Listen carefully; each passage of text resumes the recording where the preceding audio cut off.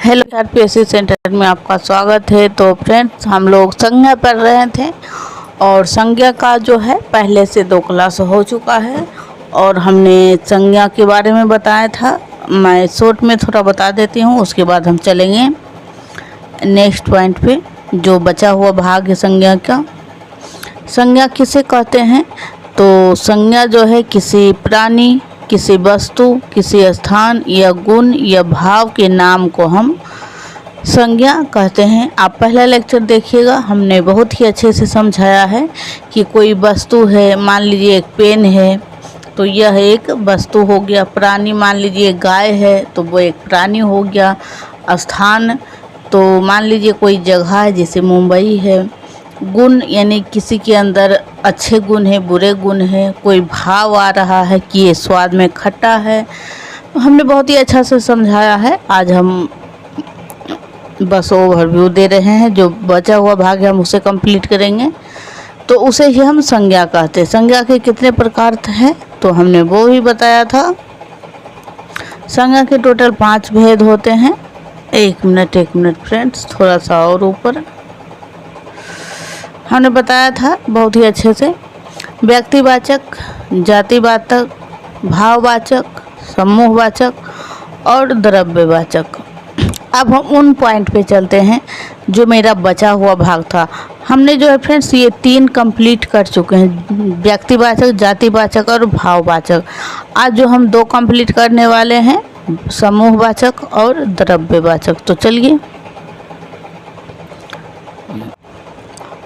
तो आज जो है समूहवाचक के बारे में हम चर्चा करने वाले हैं। समूहवाचक संज्ञा हम किसे कहते हैं?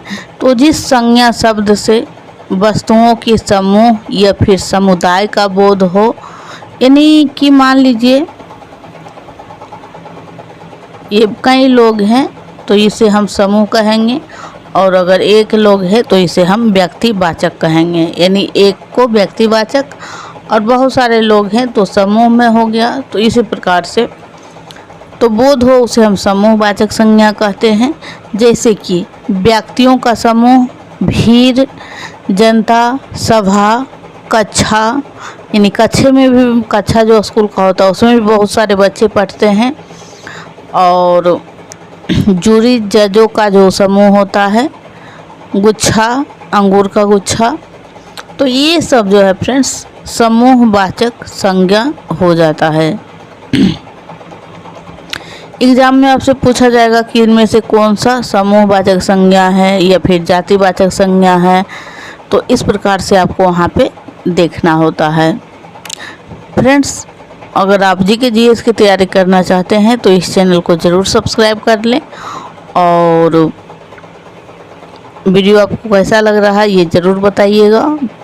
और इससे पहले 2 क्लास अपलोड किए हैं, आप उसे ज़रूर देख लीजिएगा, तभी आपका जो है संज्ञा कंप्लीट होगा। चलते हैं नेक्स्ट। अब हम बात करने वाले हैं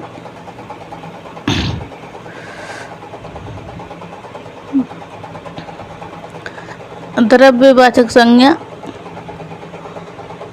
जिस संज्ञा से नाप तौल वाली वस्तुएं का बोध हो उसे द्रव्यवाचक संज्ञा कहते हैं।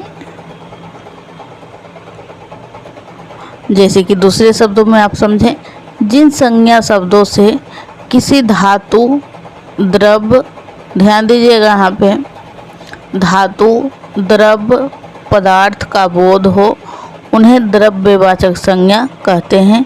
जैसे तांबा, पीतल, चावल, घी, तेल, सोना, लोहा। तो ये सब जो है द्रव्य के कैटेगरी में आएगा। धातु हो गया, द्रव्य हो गया, यानी कोई भी गीला चीज़ जो लिक्विड टाइप का होता है वो, और पदार्थ यानी कोई वस्तु, इन सभी को हमने द्रव्यवाचक संज्ञा में रखते हैं। और फ्रेंड्स, ये थोड़ा सा ही बचा हुआ था, इसीलिए इसमें कम टाइम लगा है, और ऊपर का 3 जो है हमने पहले ही कंप्लीट करवा दिया है। तो देखते हैं। और जैसे कि आप यहाँ पे लिखा हुआ रहेगा कॉपर, या फिर द्रव्य में मान लीजिए पेट्रोल, तो ये सब जो चीज़ें हैं वो सभी द्रव्यवाचक संज्ञा में आ जाएगा। हम यहाँ पे एक क्वेश्चन लिखते हैं, बोलते हैं, 4 विकल्प देते हैं फ्रेंड्स।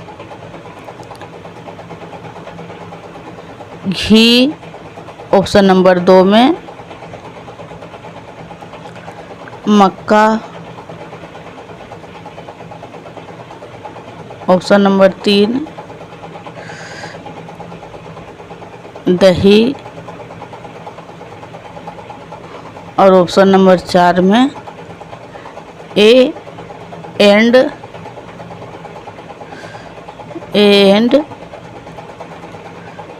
3। और हम अब क्वेश्चन हम आपसे पूछते हैं, इनमें से द्रव्यवाचक संज्ञा कौन सी है? तो आप लोग ज़रूर बताएं कि इन सब में द्रव्यवाचक संज्ञा कौन सी हो जाएगी।